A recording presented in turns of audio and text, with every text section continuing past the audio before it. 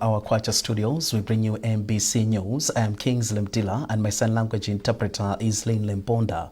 Our top stories. President Chakwera to attend the opening mass for the Sub-Region Catholic Bishops' Conference of Malawi, Zambia and Zimbabwe tomorrow in Lilongwe. The Department of Immigration commits to decongest its offices by clearing the backlog in passport issuance. And former Reserve Bank Governor Dalitso Kabambe resigns from the Democratic Progressive Party DPP.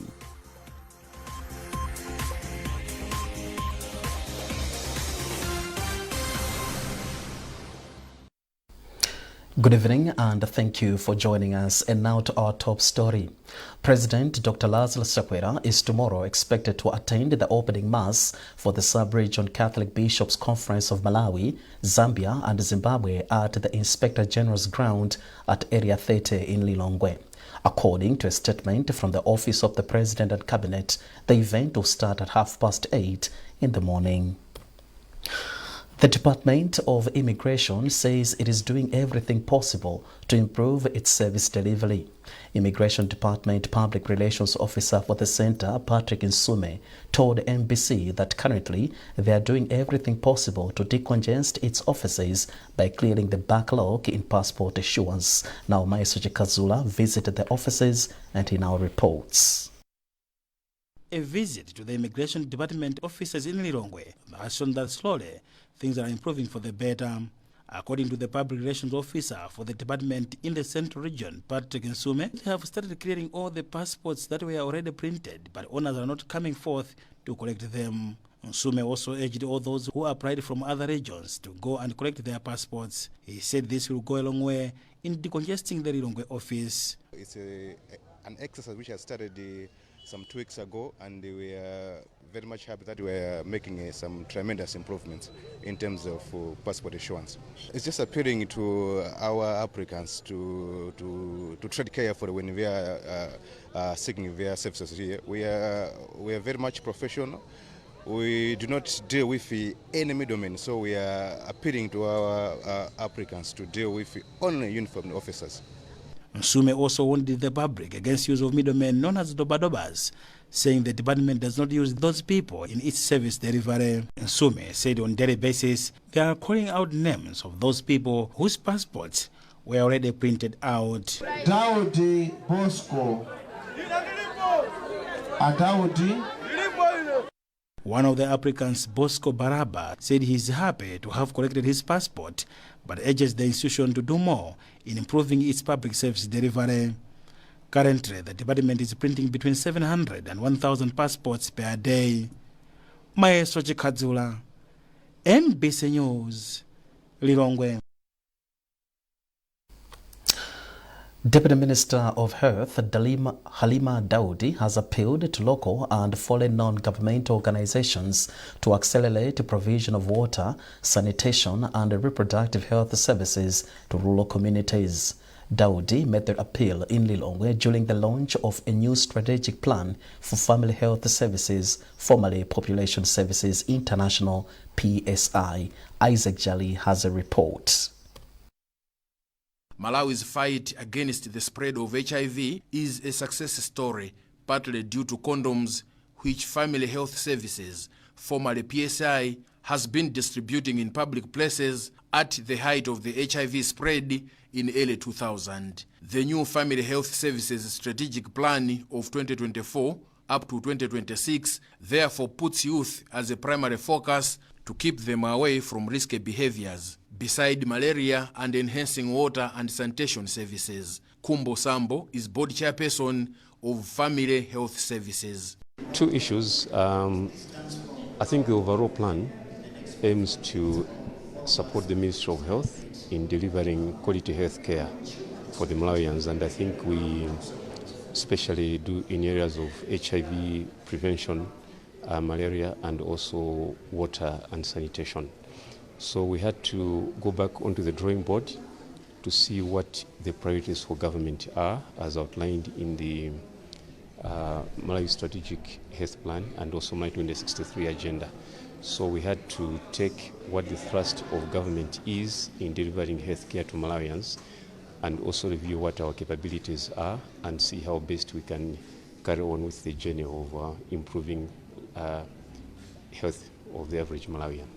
Dr. Samson Ndolo is the Secretary for Health, and while commending FHS, he says more work needs to be done, especially on penetration into rural areas where services are needed, especially towards reducing risky lifestyles among the youth.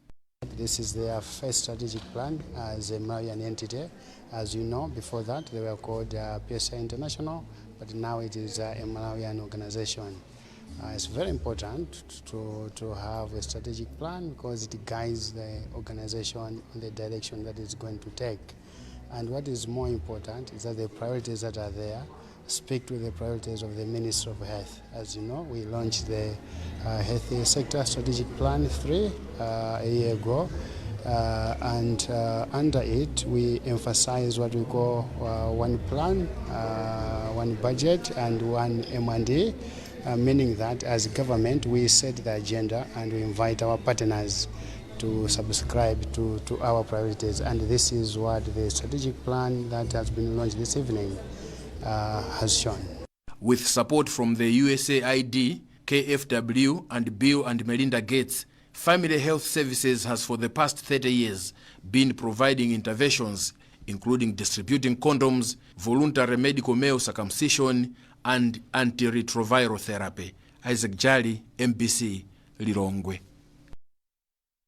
Government has increased honorarium of auxiliary teachers by 50% while recruiting 4,200 on one academic year contract. According to the Secretary in the Ministry of Education, Mangani Katundu, this will help to reduce the student-to-teacher ratio as well as improve welfare of teachers. These teachers that will be employed will help reduce the pupil-teacher ratio so that we can have fewer pupils per teacher, so that the teacher can better manage the classes and better teach them and attend to their needs, and also to ensure that they are able to manage their assessments, the exercises that need to be marked, so that the pupils have feedback on the teaching that the teaching and learning that is going on in the classroom. Secondly, you have noted that we have increased their honoraria by 50%.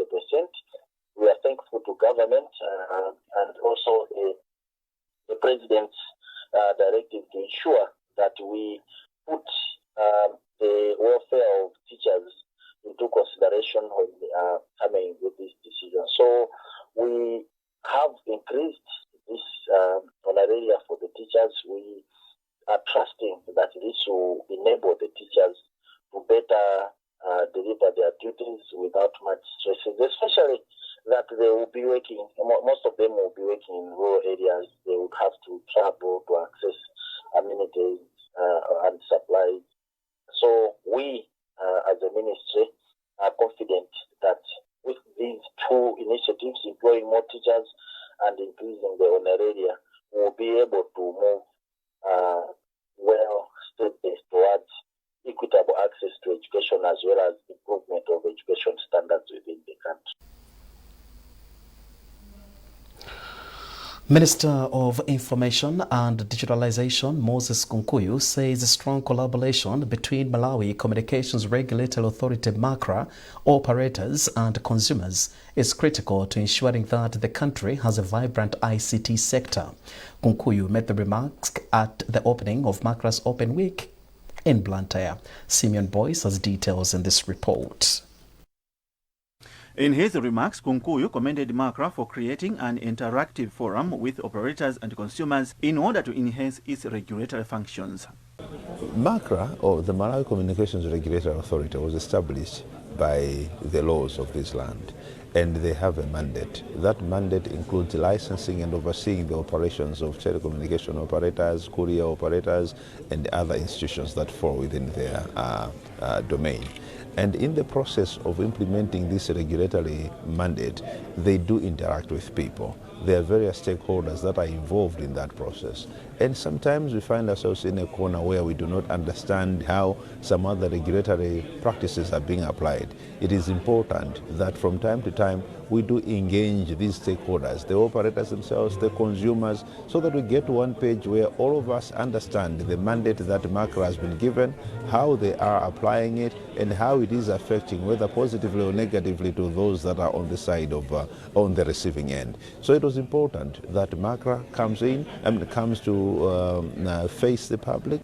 The minister added that the platform will also update stakeholders on various initiatives that are being implemented and the plan to enhance the use of digital technologies and ensuring the country is in line with global trends. Director General for Malawi Communication Regulatory Authority, MACRA, Daudi Suleiman, said MACRA operates within its laws. I think the response there is that MACRA has played the ball by the rules. We haven't been deliberately tough on a specific operator. We have applied the law accordingly. Everyone has been accorded the opportunity for them to be heard. Everyone has been accorded the opportunity to rectify whatever issues they've had. Where we fail, that's when we resort to revoking the licenses. Licenses are issued as legal documents. They have statutory obligations. The statutory obligations are non-negotiable. These are issues of the law. And everyone who has a license from MACRA, they need to bear in mind that they have statutory obligations that they need to attend to. MACRA board chairperson Bridget Chibwana said the Open Week will also keep operators abreast with various projects and innovations that their body is implementing, including the Universal Service Fund, USF. Similar events will also be held in Lilongwe and Mzuzu later this week. Simon Boyce, NBC News, Blantyre. You're watching NBC News live from our Kwacha studios. With me, Kingsley Mtila, and my sign language interpreter is Lynn Lemponda. A reminder of our top stories. President Chakwera to attend the opening mass for the Sub-Region Catholic Bishops' Conference of Malawi, Zambia and Zimbabwe tomorrow in Lilongwe. The Department of Immigration commits to decongest its offices by clearing the backlog in passport issuance. And former Reserve Bank Governor Dalitso Kabambe resigns from the Democratic Progressive Party, DPP.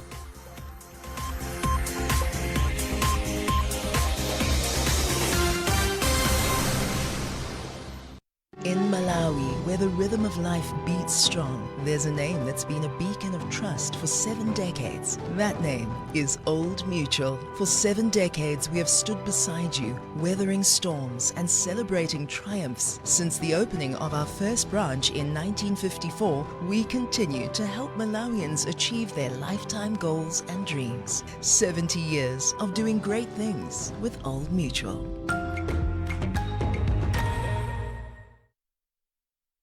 Welcome to St. Peter's Private Schools in Imponela, where we prepare our students for the future with excellence, diversity and innovation. St. Peter's Private Schools in Imponela offers a wide range of academic programs that cater for the interests and abilities of our students. Our teachers are qualified, experienced and dedicated to helping learners achieve their goals. We have 3 schools under St. Peter's Private Schools. We have a primary school, boys secondary school and a girls secondary school at your disposal. Science and technology are crucial in today's world. We have audio visual learning facilities, state-of-the-art laboratory and a modern and well-equipped library. At St. Peter's Private Schools in Imponela, we also celebrate our diversity and our culture. We also prepare our students for the next stage of their lives. So what are you waiting for? Join us at St. Peter's Private Schools in Imponela today and discover your potential. St. Peter's Private Schools in Imponela. Kwacha Studios in Blantyre. Now, former Reserve Bank Governor Dalitso Kabambe has resigned from the Democratic Progressive Party, DPP. Confirming to NBC, Kabambe said he had resigned both as a member and as a member of the National Governing Council of the DPP. Kumbukani Piri has filed this report. After a 4-year stint with the Democratic Progressive Party, DPP, former Reserve Bank Governor Dalito Kabambe has thrown in the towel. Kabambe says he has done this following an introspection of his political journey in the party. Kabambe was quick to deny speculations that he's joining the United Transformation Movement, UTM. Reports are correct.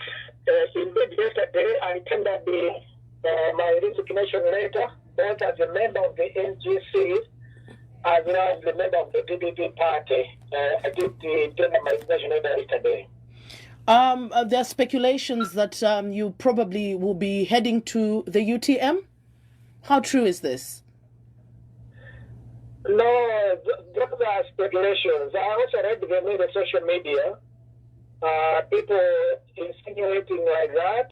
Asked on whether he left the party because his political ambitions had been thwarted, Kabambe said he had not been promised anything. I have heard those rumors. Those are just rumors, by the way. Those are not correct. Those are not correct. People can rumor about anything, and that's why they are called rumors. But those are not correct. In any case, Democratic Progressive Party is a democratic party.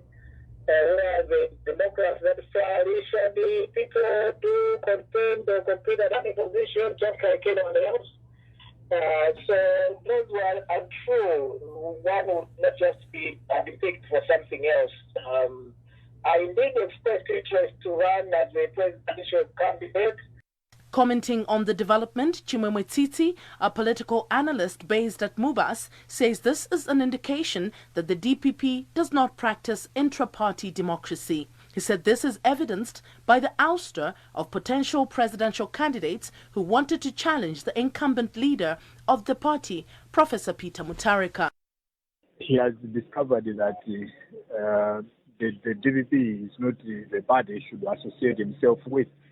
As regards the specific reasons why he has decided this way, I think he is best positioned to explain. But politics being a game of numbers, obviously, when a political party loses one member, and especially somebody who is a prominent member, I think it has some negative impact on the party. Suffice to say that in terms of the negative effect of his departure from the DPP, it may be difficult to measure when we look at the fact that he's a politician who, since joining politics, has never been exposed to elections, not only the national elections, but not even at party level. I think we should bear in mind that he was somebody who was very important within the DPP rank and file, and he is somebody that whose departure is going to affect the party negatively. Kabambe has since said he will disclose his next move in due course. Kumbukani Piri, NBC News, Blantyre. People of Usisia have been assured of improved road network. Minister of Defense, who is also MCP Vice President Harim Kandawire, made the remarks during a development rally at Usisia Community Day Secondary School in Nkatabe. Hassan Piri reports. Usisia, which is situated in Nkatabe North, became the setting where Malawi Congress Party organized the developmental rally to assure the people of government's commitment to develop the area. MCP Vice President, who is also a Minister of Defense, Harim Kandawire, said President Chakwera understands how challenging it is to go and come back from Usisia. He said apart from the road network, the area also lacks other social amenities, including access to healthy care services. There is a problem of the road network. There is a problem of health at the hospital. There is no ambulance. There is hunger this side. People are starving. There are a lot of things. They were promised police houses. There are only 2 police officers here at Usisia. Right now, as they are here, the office is closed. We cannot allow that. So we would make sure that we get more policemen here as long as they can be properly accommodated. In his remarks, one of the members of the party, Uladi Musa, urged the people of Usisia to continue supporting MCP-led government so that there is continuation of development beyond 2025. Because once we bring in another president, we'll come up with new agenda, new programs. This will be burdened and nothing will be done on the ground. So we need to give enough time to His Excellency, Dr. Chakwera, for him to complete all the national programs. The MCP gurus were at Usisia to support Ephraim Nganda Chiumye, who joined the party in March 2024. So this was now homecoming, so that the areas which we had, 91 areas from DPP, were formerly handed them over to MCP. Usisia is known for fishing as it lies along Lake Malawi. However, the people struggle to transport the fish to other areas due to poor road network. Hassan Piri, MBC News, Usisia, Nkadabe. And in business news, the Ministry of Finance and Economic Affairs has encouraged countries, international organizations, and the private sector in China and other countries to invest in Malawi's ATM strategy. The ATM strategy was introduced by President Dr. Lazarus Chakwera and leverages agriculture, tourism, and mining to aid economic growth. Justin Mkweo with the details. A delegation from the ministry utilized the second high-level conference of the Forum on Global Action for Shared Development in Beijing, China, to woo investors into the strategy. The delegation's leader, Secretary to Treasury, Bechani Chereni, said the conference presented them with an opportunity to sell their agenda. While in Beijing, the delegation had talks with potential investors who have expressed willingness to invest in the strategy. So Malawi as a country, we have the ATM strategy, and we have advanced the ATM strategy. We have been very, very forthcoming to say that Malawi is looking at agriculture commercialization that looks into issues of mechanization, and we have spoke to our colleagues here in China that really during the next FOCAC, the next round of development financing, Malawi is looking to see mega farms, to see mechanization.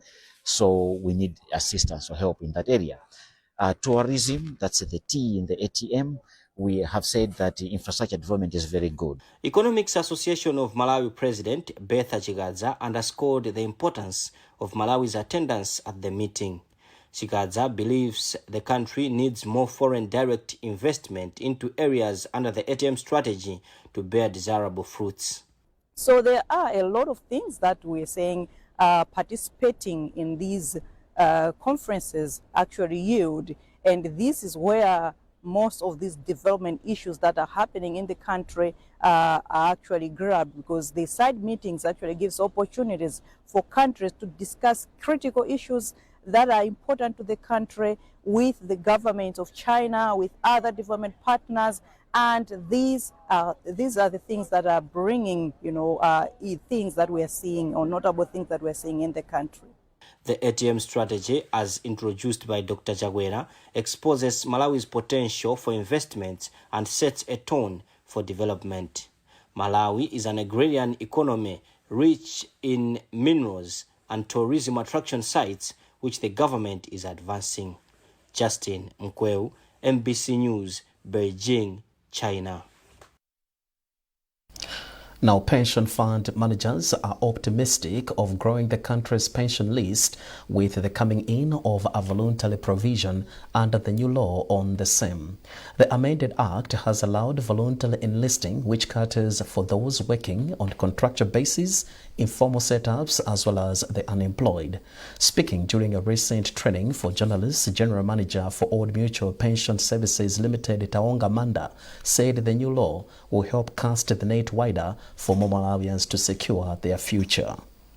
Realize that the people who are in the informal employment is just a small segment of the general populace in Malawi.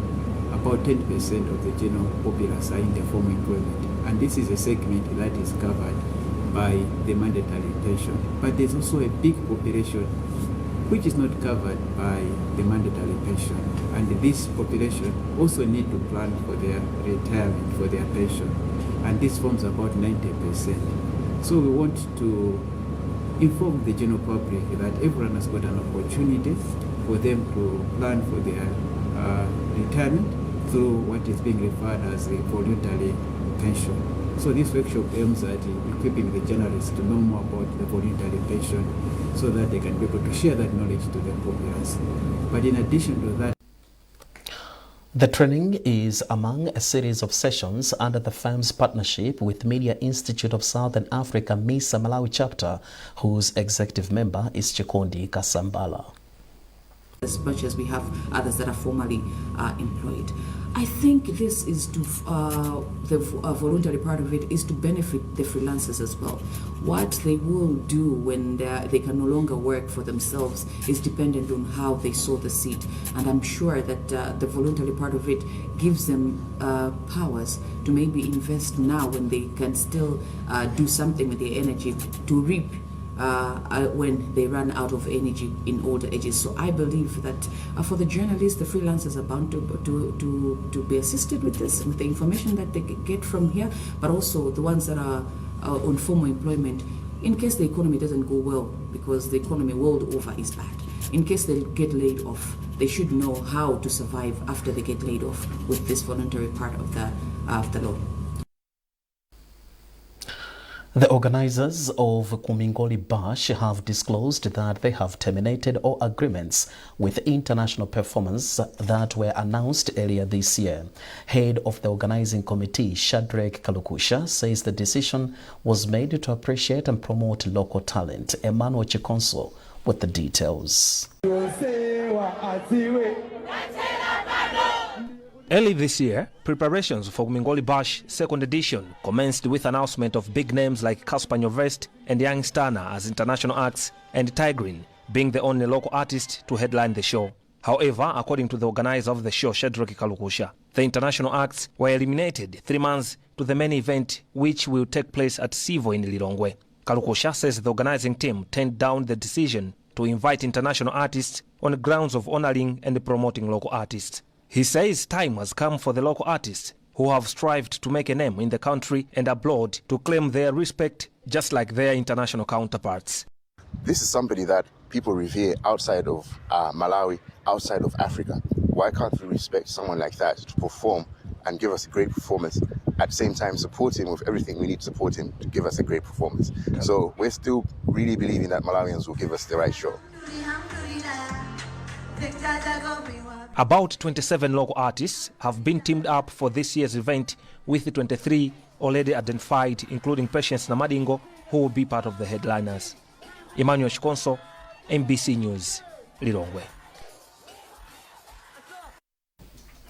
And that item wraps up this edition of MBC News. A reminder of our top stories. President Chakwera to attend the opening mass for the Sub-Region Catholic Bishops' Conference of Malawi, Zambia and Zimbabwe tomorrow in Lilongwe. The Department of Immigration commits to decongest its offices by clearing the backlog in passport issuance. And former Reserve Bank Governor Dalitso Kabambe resigns from the Democratic Progressive Party, DPP.